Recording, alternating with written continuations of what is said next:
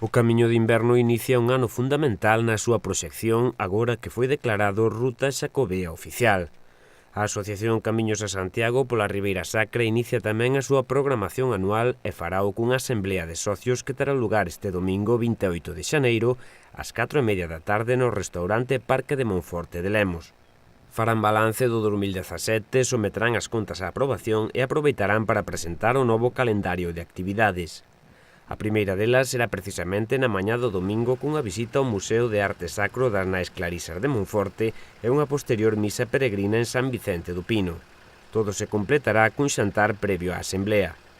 A axenda do ano ven moi completa co coñecemento de tramos da propia ruta dedicados a temáticas específicas e tamén a incursión en etapas doutros camiños xacobeos como é desta volta o Camiño Inglés. A viaxe cultural este ano dirixirase ao sur de Italia. Sicilia e Nápoles serán dos puntos nos que se fixerá o percorrido.